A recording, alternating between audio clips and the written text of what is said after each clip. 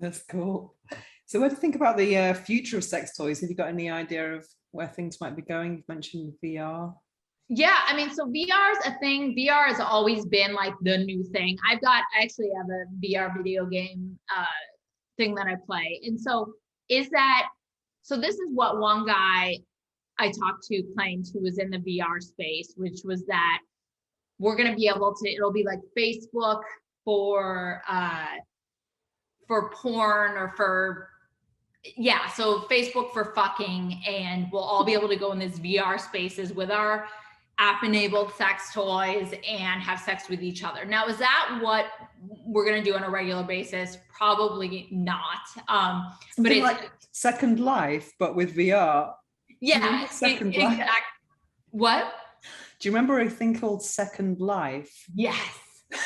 Yes. I mean, so it would be like that, but with VR. That could be. Yeah. I mean, that would be crazy. I mean, could be interesting. But I think in the more day-to-day, I mean, you mentioned the app-enabled sex toys, and I mean, those get hacked into, the things that are connected to the internet. There was a story about a butt plug that expands, and someone hacked into it and it expanded and they couldn't get it out of their asshole. Like John Oliver, who's a comedian in the US, said this whole thing about that. So there's the security issues as well with app-enabled sex toys, which are a little scary. I'm hoping, but I mean, in reality, look, we're always finding new ways to get off. New technology, we're always like hyping up the next big thing, but at the end of the day, I mean, what do I use? I use a Hitachi magic wand that's like 50, the design is 50 years old. That's not exactly true. It's been tweaked a bit. But what do we need? 1,000 patterns? Do we need to have something made of like the newest material? Not necessarily. We need, the womanizer is a great innovation, so hopefully we'll have more like that. I do think that in the industry, there's not a ton of innovation as far as stimulation, like the womanizer, those kind of things are big innovations, but there isn't enough. I don't know, it seems like everyone just thinks they need to connect their butt plug to the internet and boom, call it a day, as opposed to maybe making a new design. What I think is interesting that's happened maybe since the pandemic is the popularity of panty vibes, wearables. Because also, we know when you're obviously using a Hitachi or a wand massage, or I think most of women do want to have a continuous strong vibration. So you might have 10 patterns, but you're only using 1 or 2, really. You just want the strongest continuous.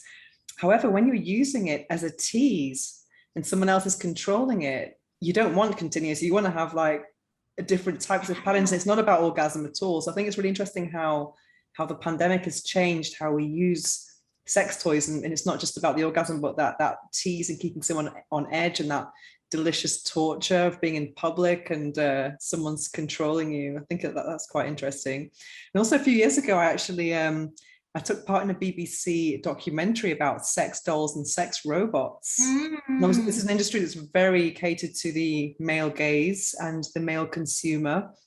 So they wanted a female who was in it, who's not a doll, just to kind of get some balance. So they brought me this male doll called Stephen. It's obviously made for a guy because it had like the blowjob mouth, and it was very heavy. And so I had to kind of try it for this documentary. And I just thought, there's no way. I mean, imagine like this really heavy doll. You have to do all the work yourself, whereas women can kind of have the luxury of just lying back and doing nothing oftentimes. And I just thought, there's no way that it's going to be as popular as the rabbit. But I just do wonder if one day there will be more women, because you can actually hug them as well, and it's hard work.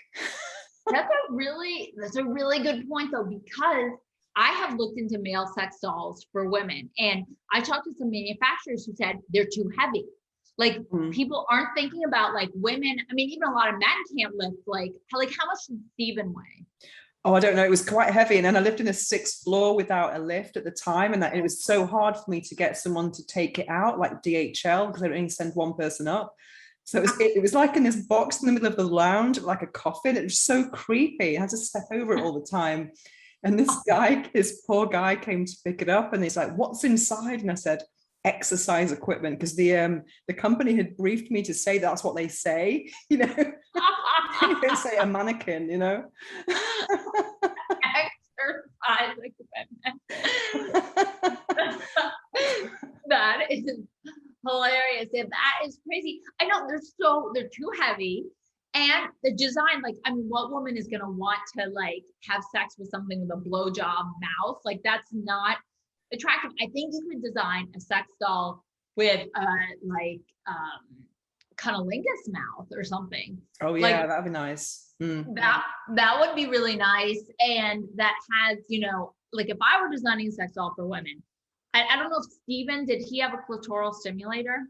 Well, he had a removable dildo, so I just put my own dildo on it. It's like a hole, because I didn't know, because I do lend these things out for trials. Who knows who had tested it before me and what they did with it. So I just made sure it was my own dildo, and it was a lot smaller than the one that was provided.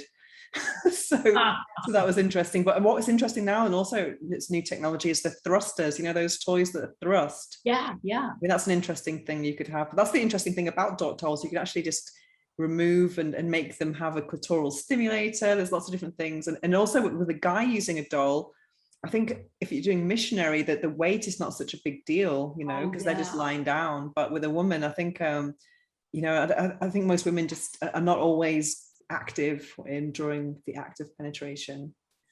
Yeah, and I wouldn't want to have this guy, you know, an 80-pound doll that's not moving with your body, like, and then you'd have to be on top during it. Yeah, you're right. They need to figure out, like, you'd have to suspend Steven from your ceiling or something. I don't know. I do think that there's something there for women, like with sex dolls, because I'm in some Facebook group for sex toy people. And this one woman who owns a store in Florida said an elderly woman during the pandemic bought a male sex doll for sex and companionship because she was like living alone. And I think that's pretty cool. Like, I know elderly people buy those things that look like seals that they can pet. Have you heard about? Yeah. Wow. Yeah. So, I mean, I think companion sex dolls for elderly people, because they're still horny. We have this idea that older people don't want to have sex.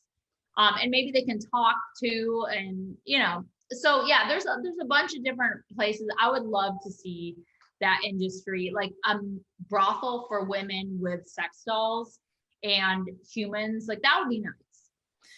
There was a brothel for dolls in Barcelona, actually, a few years ago. I think it's closed down now, but they had to pay a deposit just in case, you know, before they used the doll. They were cleaned obviously between sessions. There's a very kind of I thought it was quite a frivolous topic when I agreed to do this to do this into this documentary, but then there's also a dark side to it, like if people are kind of normalizing abuse or rape, or like putting it, or, you know, this, you just don't know if it's a good thing or a bad